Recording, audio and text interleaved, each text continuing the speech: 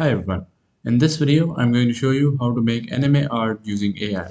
So first of all, open your browser, then go to PixAI.Art.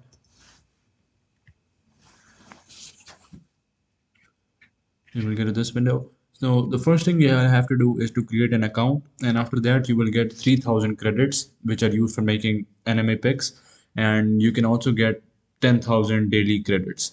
So the next step is to click on generate. Now in this window, you will have to choose your model, like which girl will feature in your picture.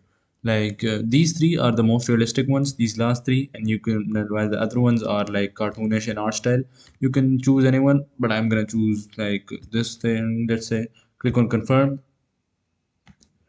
Now you don't need to change anything else in this window. So the next thing is to enter prompts, and for that purpose I use a website called lexica.art. We'll get to this page. Now search for an image that you want to create. Like I want an anime girl wearing glasses, let's say. Anime girl wearing glasses. Click enter. Now scroll down and choose a picture you like. Like I like this one. Now click on this picture and copy the prompt. Now go back to the AI art generator and paste this prompt here. Now the one more thing is the LORA. You can select an LORA if you want. It is like highly specialized in one style or character, like it emphasizes on a particular character. You can choose it if you want, but I don't generally use it. Like if you choose this one, you will get like an orange hair girl and stuff. So the next step is this high priority thing.